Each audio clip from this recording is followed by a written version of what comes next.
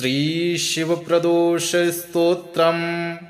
जय देव जगन्नाथ, जय शंकर शाश्वत, जय सर्वसुराध्यक्ष, जय सर्वसुरार्चित, जय सर्वगुणातीत, जय सर्ववरप्रद, जय नित्यनिराधार, जय विश्वंभराव्यय, जय विश्वैकवन्द्येश, जय नागेन्द्रभूषण, जय गौरीपते शंभो, जय चन्द्रार्धशेखर, जय कोट्यर्कसङ्काश, जयानन्तगुणाश्रय, जय भद्रविरूपाक्ष, जयाचिन्त्यनिरञ्जन, जय नाथ कृपासिन्धो, जय भक्तार्तिभञ्जन, जय दुस्तरसंसार सागरोत्तारणप्रभो,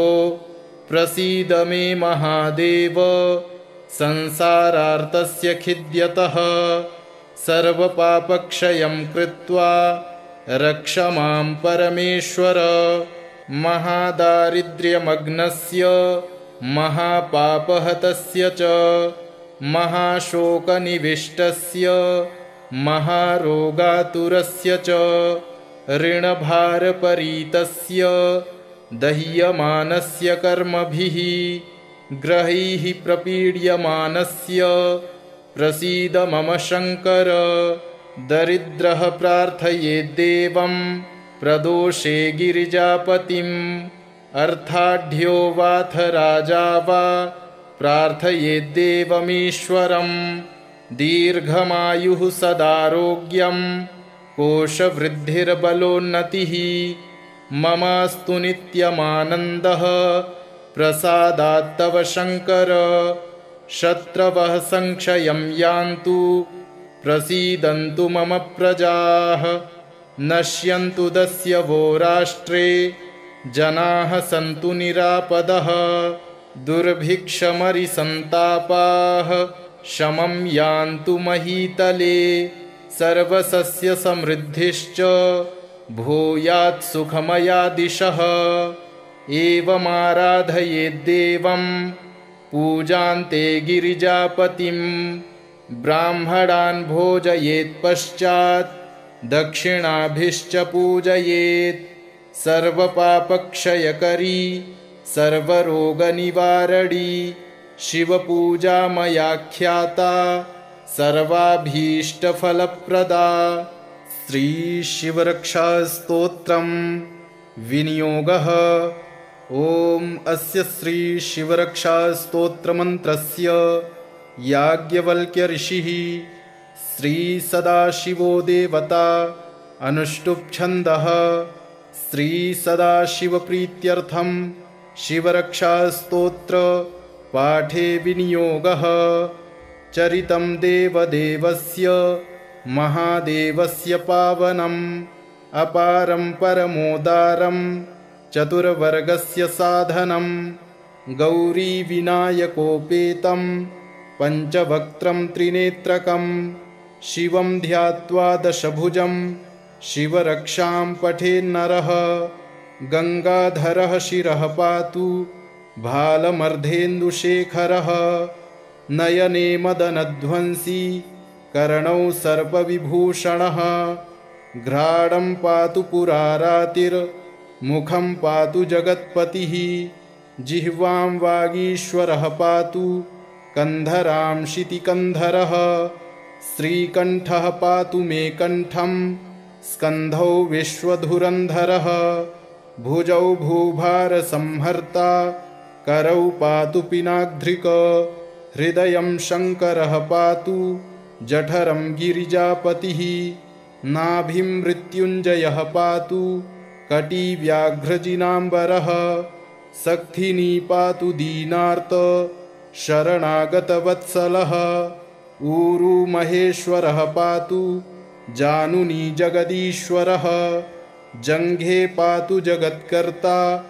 गुल्फौ पातु गणाधिपः, चरणौ करुणासिन्धुः सर्वाङ्गानि सदाशिवः, एतां शिवबलोपेतां रक्षां यः सुकृती पठेत् स भुक्त्वा सकलान् कामान् शिवसायुज्यमाप्नुयात्।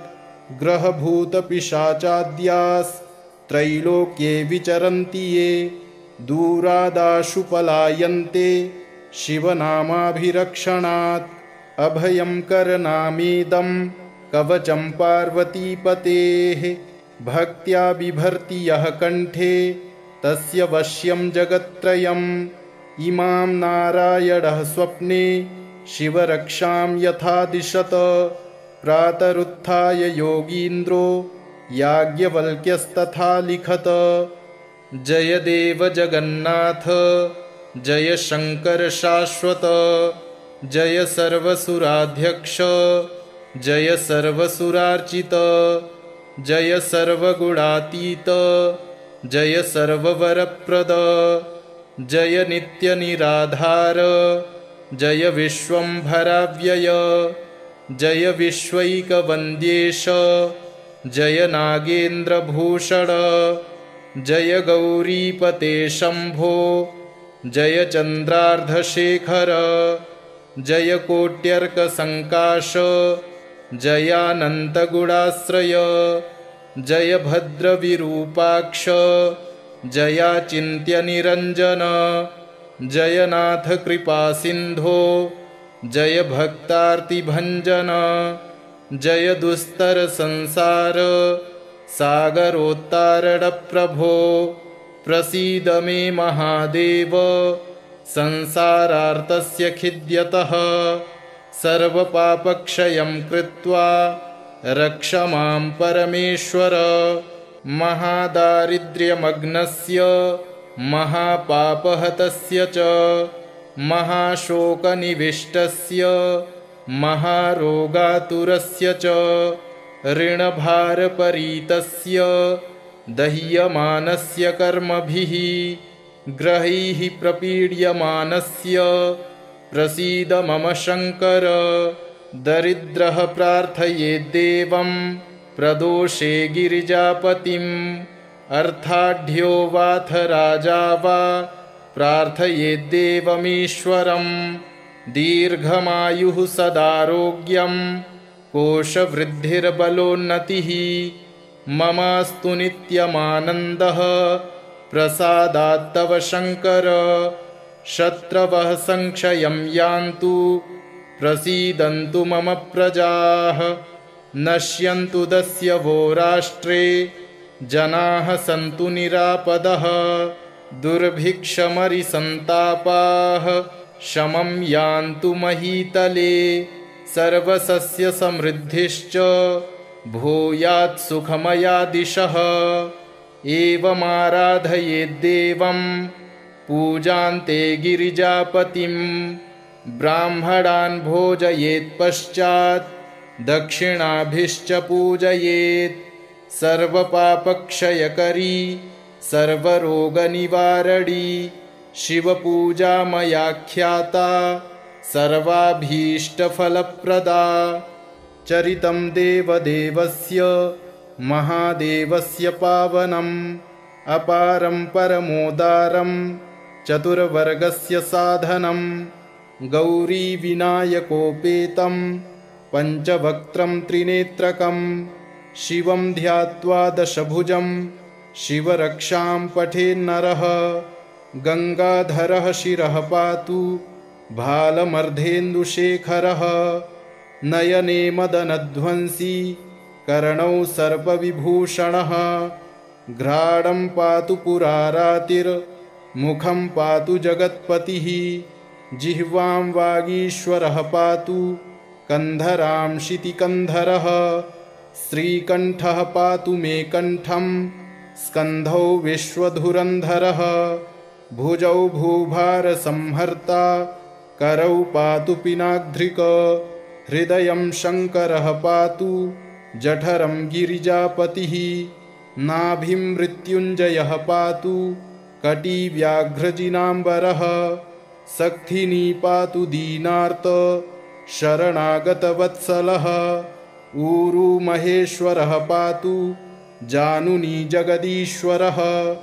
जङ्घे पातु जगत्कर्ता गुल्फौ पातु गणाधिपः चरणौ करुणासिन्धुः सर्वाङ्गानि सदाशिवः एतां शिवबलोपेतां रक्षां यः सुकृती पठेत् स भुक्त्वा सकलान् कामान् शिवसायुज्यमाप्नुयात् ग्रहभूतपिशाचाद्यास्त्रैलोक्ये विचरन्ति ये दूरादाशु पलायन्ते शिवनामाभिरक्षणात् अभयं करनामेदं कवचं पार्वतीपतेः भक्त्या बिभर्ति यः कण्ठे तस्य वश्यं जगत्त्रयम् इमां नारायणः स्वप्ने शिवरक्षां यथा दिशत प्रातरुत्थाय योगीन्द्रो याज्ञवल्क्यस्तथा लिखत जय देव जगन्नाथ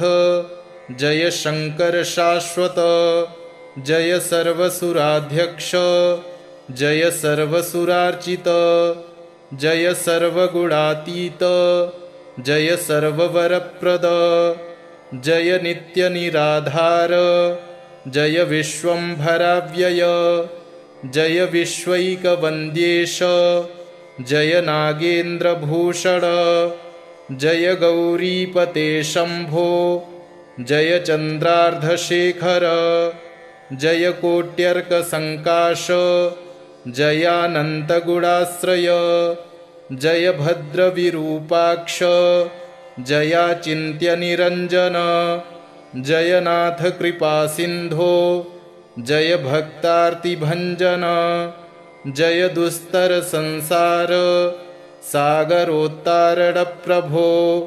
प्रसीद मे महादेव संसारार्तस्य खिद्यतः सर्वपापक्षयं कृत्वा रक्ष मां परमेश्वर महादारिद्र्यमग्नस्य महापापहतस्य च महाशोकनिविष्टस्य महारोगातुरस्य च ऋणभारपरीतस्य दह्यमानस्य कर्मभिः ग्रहैः प्रपीड्यमानस्य प्रसीद मम शङ्कर दरिद्रः प्रार्थयेद्देवं प्रदोषे गिरिजापतिम् अर्थाढ्यो वाथ राजा वा प्रार्थयेद्देवमीश्वरं दीर्घमायुः सदारोग्यं कोशवृद्धिर्बलोन्नतिः ममास्तु नित्यमानन्दः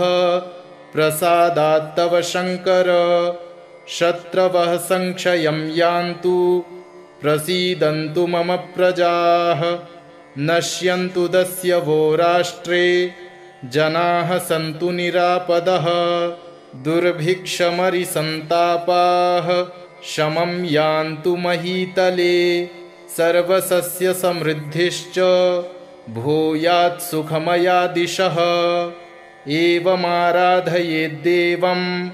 पूजान्ते गिरिजापतिं ब्राह्मणान् भोजयेत्पश्चात् दक्षिणाभिश्च पूजयेत् सर्वपापक्षयकरी सर्वरोगनिवारणी शिवपूजा मया ख्याता सर्वाभीष्टफलप्रदा चरितं देवदेवस्य महादेवस्य पावनम् अपारं परमोदारं चतुर्वर्गस्य साधनं गौरीविनायकोपेतं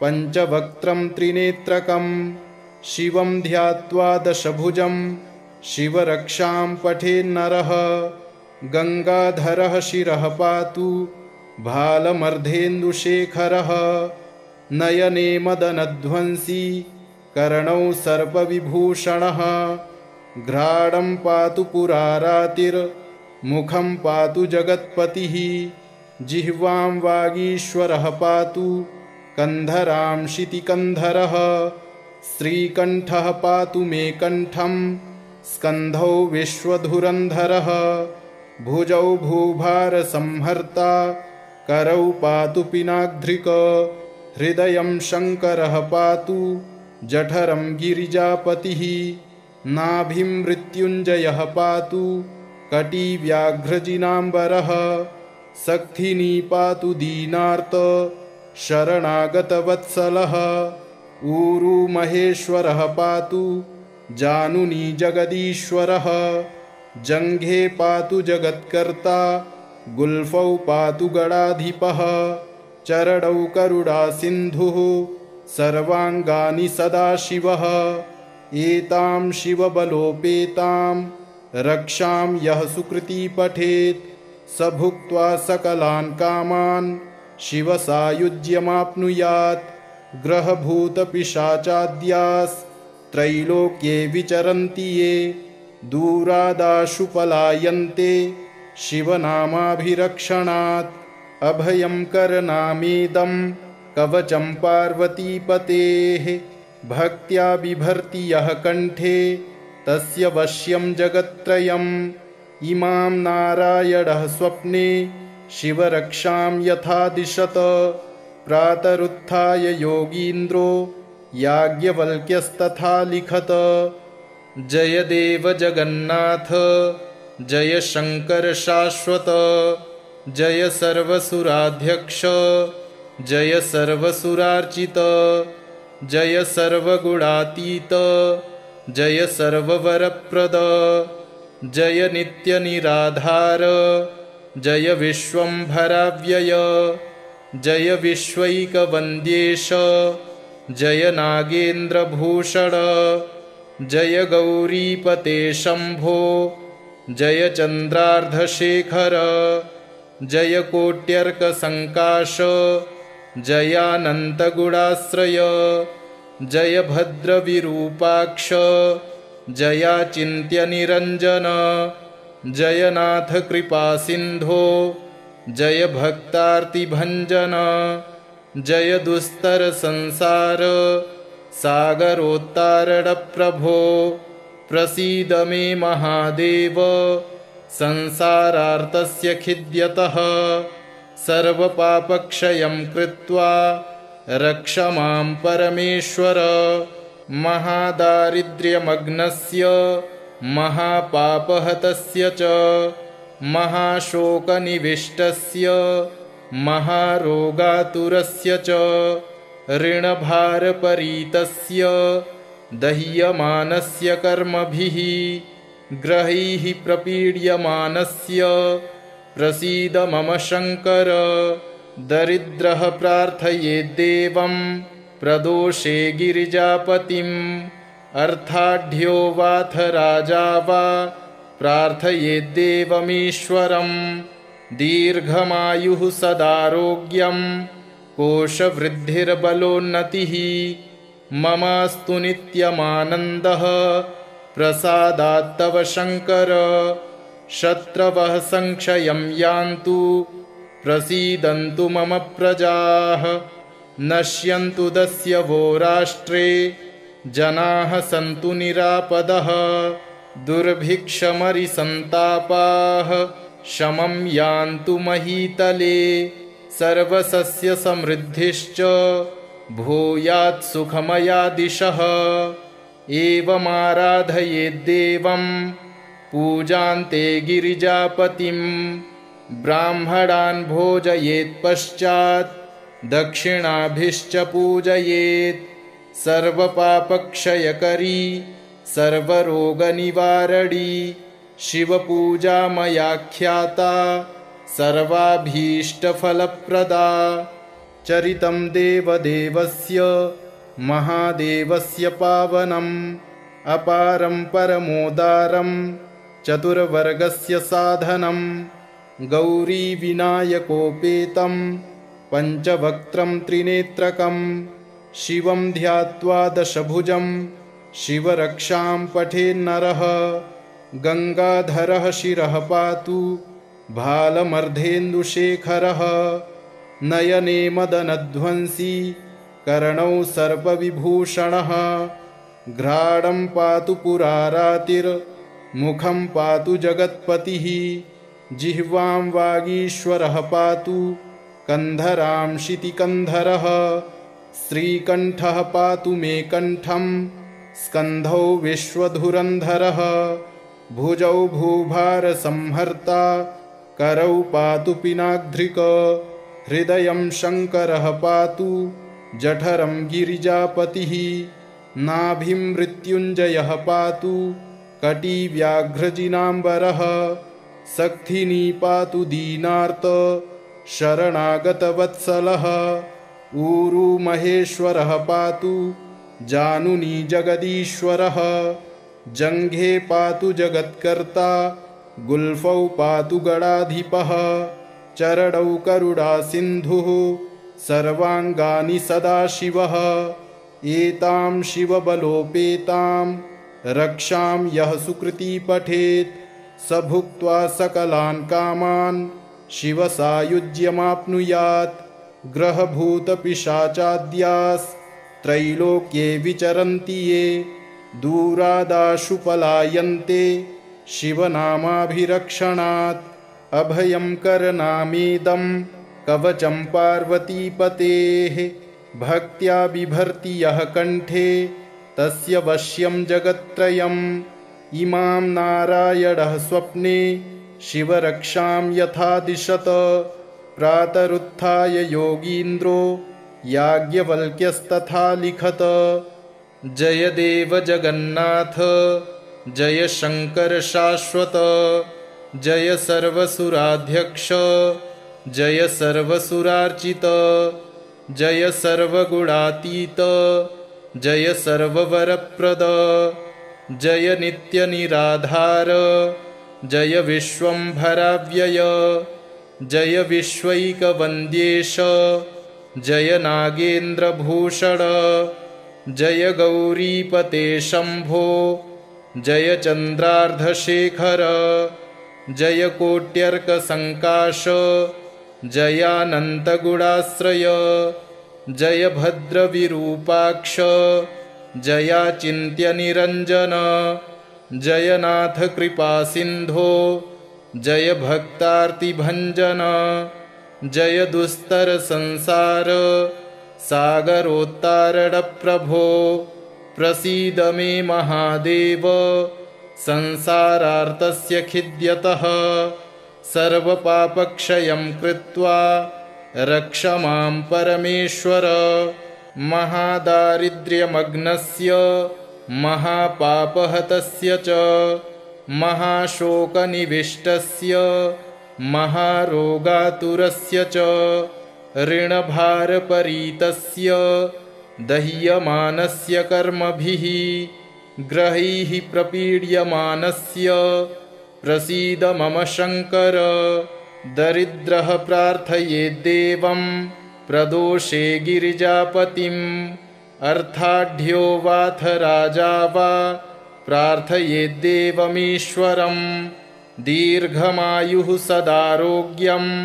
कोशवृद्धिर्बलोन्नतिः ममास्तु नित्यमानन्दः प्रसादात्तव शङ्कर शत्रवः संक्षयं यान्तु प्रसीदन्तु मम प्रजाः नश्यन्तु दस्यवो राष्ट्रे जनाः सन्तु निरापदः दुर्भिक्षमरिसन्तापाः शमं यान्तु महीतले सर्वसस्यसमृद्धिश्च भूयात् सुखमया दिशः एवमाराधयेद्देवं पूजान्ते गिरिजापतिं ब्राह्मणान् भोजयेत्पश्चात् दक्षिणाभिश्च पूजयेत् सर्वपापक्षयकरी सर्वरोगनिवारणी शिवपूजा मयाख्याता सर्वाभीष्टफलप्रदा चरितं देवदेवस्य महादेवस्य पावनम् अपारं परमोदारं चतुर्वर्गस्य साधनं गौरीविनायकोपेतं पञ्चवक्त्रं त्रिनेत्रकं शिवं ध्यात्वा दशभुजं शिवरक्षां पठेन्नरः गङ्गाधरः शिरः पातु भालमर्धेन्दुशेखरः नयने मदनध्वंसी कर्णौ सर्पविभूषणः घ्राणं पातु पुरारातिर्मुखं पातु जगत्पतिः जिह्वां वागीश्वरः पातु कन्धरां शितिकन्धरः श्रीकण्ठः पातु मे कण्ठं स्कन्धौ विश्वधुरन्धरः भुजौ भूभारसंहर्ता करौ पातु पिनाग्ध्रिक हृदयं शङ्करः पातु जठरं गिरिजापतिः नाभिं मृत्युञ्जयः पातु कटिव्याघ्रजिनाम्बरः सक्थिनी पातु दीनार्त शरणागतवत्सलः ऊरू महेश्वरः पातु जानुनी जगदीश्वरः जङ्घे पातु जगत्कर्ता गुल्फौ पातु गणाधिपः चरणौ करुणासिन्धुः सर्वाङ्गानि सदाशिवः एतां शिवबलोपेतां रक्षां यः सुकृती पठेत् स भुक्त्वा सकलान् कामान् शिवसायुज्यमाप्नुयात् ग्रहभूतपिशाचाद्यास्त्रैलोक्ये विचरन्ति ये दूरादाशु पलायन्ते शिवनामाभिरक्षणात् अभयं करनामेदं कवचं पार्वतीपतेः भक्त्या बिभर्ति यः कण्ठे तस्य वश्यं जगत्त्रयम् इमां नारायणः स्वप्ने शिवरक्षां यथा दिशत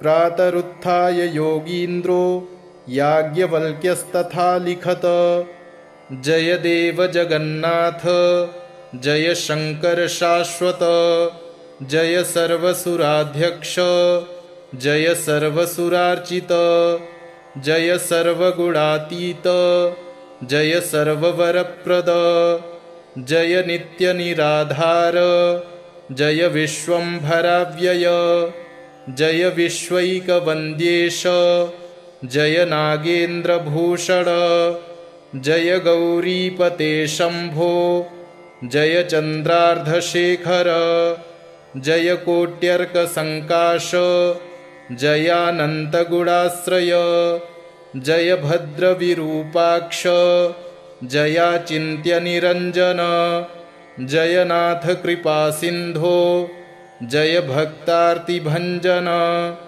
जय दुस्तरसंसार सागरोत्तारणप्रभो प्रसीद मे महादेव संसारार्तस्य खिद्यतः सर्वपापक्षयं कृत्वा रक्ष मां परमेश्वर महादारिद्र्यमग्नस्य महापापहतस्य च महाशोकनिविष्टस्य महारोगातुरस्य च ऋणभारपरीतस्य दह्यमानस्य कर्मभिः ग्रहैः प्रपीड्यमानस्य प्रसीद मम शङ्कर दरिद्रः प्रार्थयेद्देवं प्रदोषे गिरिजापतिम् अर्थाढ्यो वाथ राजा वा प्रार्थयेद्देवमीश्वरं दीर्घमायुः सदारोग्यं कोशवृद्धिर्बलोन्नतिः ममास्तु नित्यमानन्दः प्रसादात्तव शङ्कर शत्रवः संक्षयं यान्तु प्रसीदन्तु मम प्रजाः नश्यन्तु दस्यवो राष्ट्रे जनाः सन्तु निरापदः दुर्भिक्षमरिसन्तापाः शमं यान्तु महीतले सर्वसस्यसमृद्धिश्च भूयात् सुखमया दिशः एवमाराधयेद्देवं पूजान्ते गिरिजापतिं ब्राह्मणान् भोजयेत्पश्चात् दक्षिणाभिश्च पूजयेत् सर्वपापक्षयकरी सर्वरोगनिवारणी शिवपूजा मयाख्याता सर्वाभीष्टफलप्रदा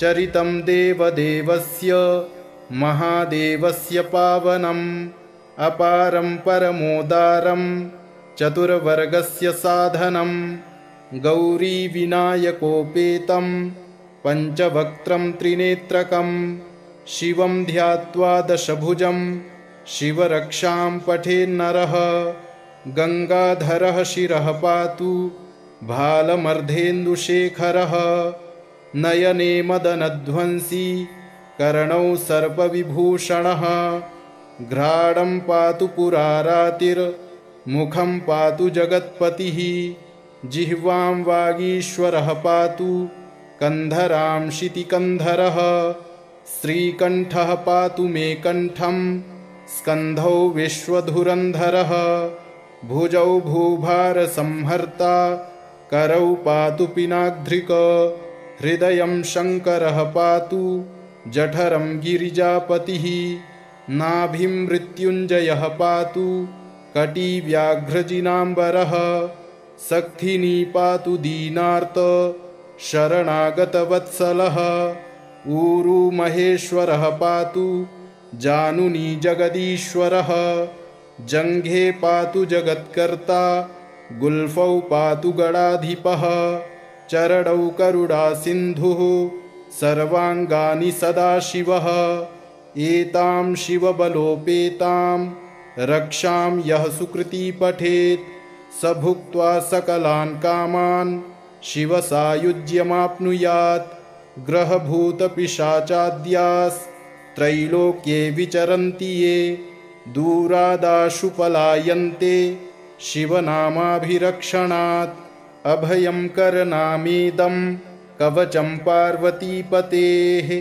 भक्त्या बिभर्ति यः कण्ठे तस्य वश्यं जगत्त्रयम् इमां नारायणः स्वप्ने शिवरक्षां यथा दिशत प्रातरुत्थाय योगीन्द्रो याज्ञवल्क्यस्तथा लिखत जय देव जगन्नाथ जय शङ्कर शाश्वत जय सर्वसुराध्यक्ष जय सर्वसुरार्चित जय सर्वगुणातीत जय सर्ववरप्रद जय नित्यनिराधार जय विश्वम्भराव्यय जय विश्वैकवन्द्येश जय नागेन्द्रभूषण जय गौरीपते शम्भो जय चन्द्रार्धशेखर जय कोट्यर्कसङ्काश जयानन्तगुणाश्रय जय भद्रविरूपाक्ष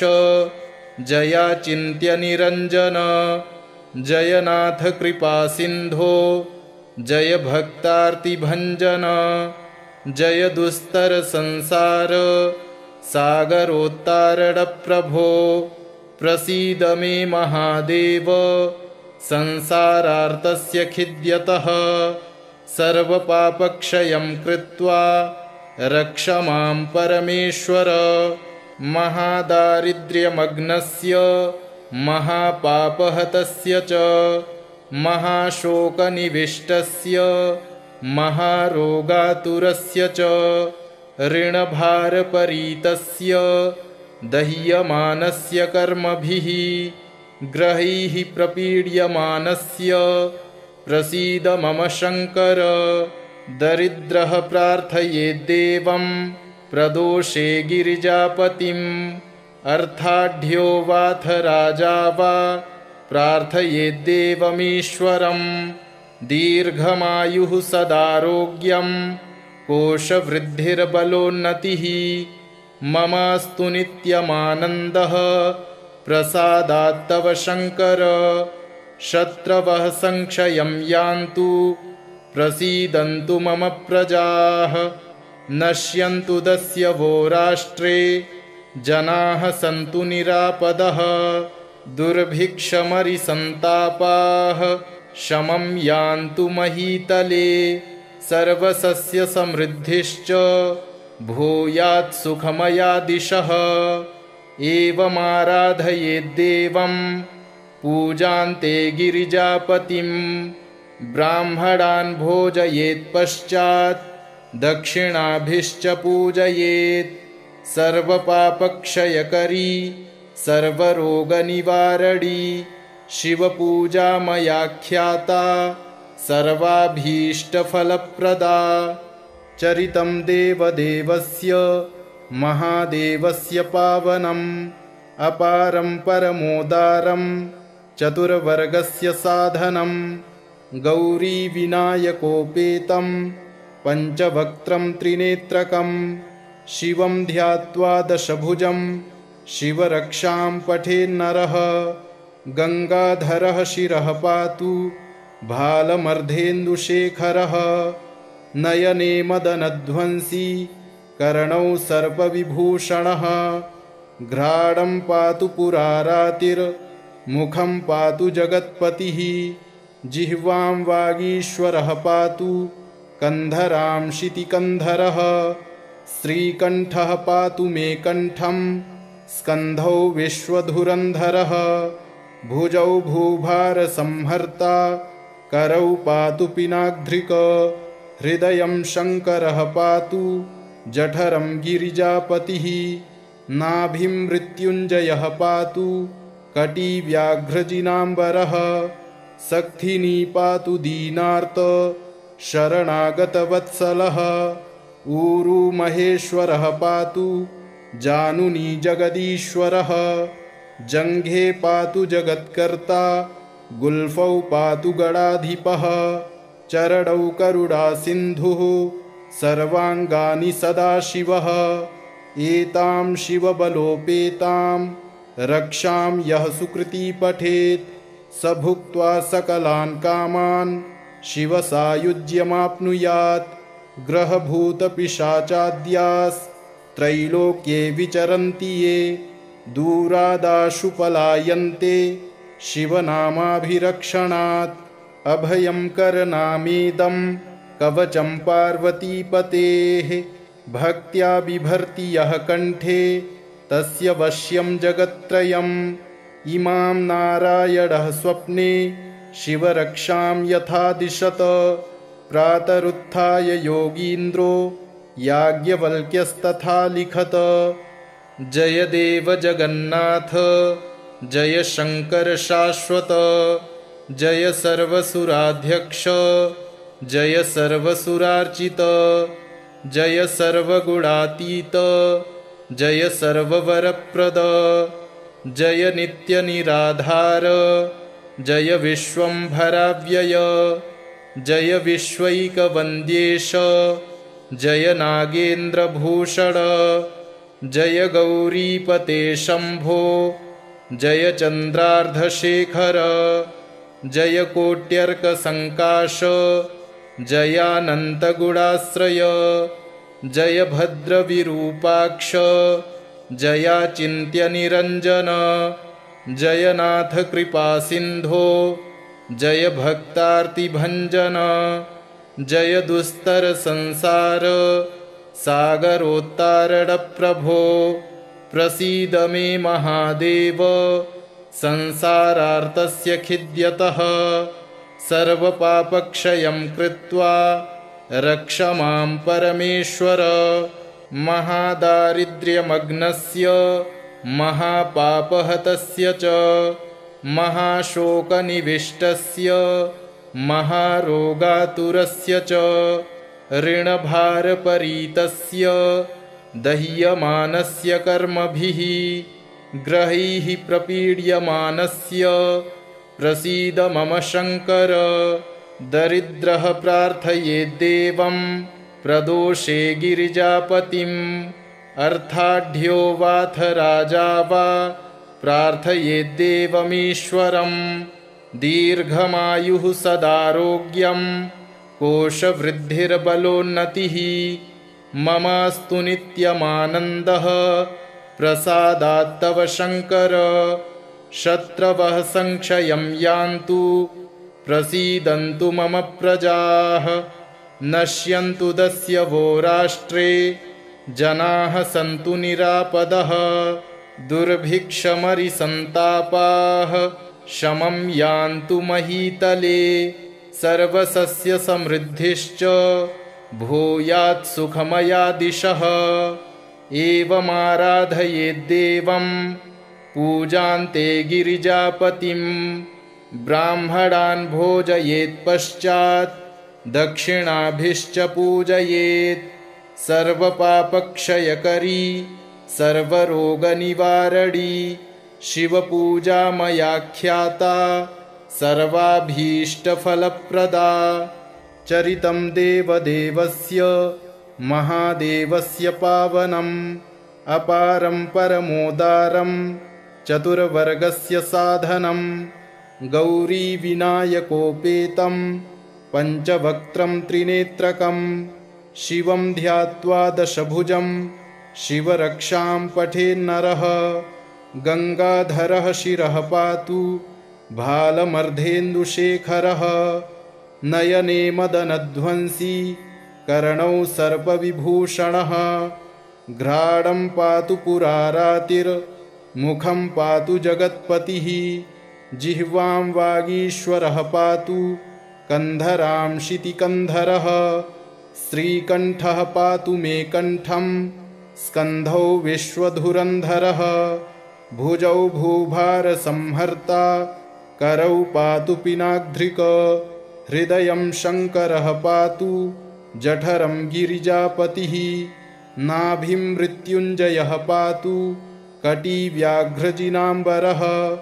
सक्थिनी पातु दीनार्त शरणागतवत्सलः ऊरु महेश्वरः पातु जानुनी जगदीश्वरः। जङ्घे पातु जगत्कर्ता गुल्फौ पातु गणाधिपः। चरणौ करुणासिन्धुः सर्वाङ्गानि सदाशिवः। एतां शिवबलोपेतां रक्षां यः सुकृती पठेत् स भुक्त्वा सकलान् कामान् शिवसायुज्यमाप्नुयात्। ग्रहभूतपिशाचाद्यास्त्रैलोक्ये विचरन्ति ये दूरादाशु पलायन्ते शिवनामाभिरक्षणात्। अभयं करनामेदं कवचं पार्वतीपतेः भक्त्या बिभर्ति यः कण्ठे तस्य वश्यं जगत्त्रयम्। इमां नारायणः स्वप्ने शिवरक्षां यथा दिशत प्रातरुत्थाय योगीन्द्रो याज्ञवल्क्यस्तथा लिखत। इति श्रीयाज्ञवल्क्यप्रोक्तं शिवरक्षास्तोत्रं सम्पूर्णम्।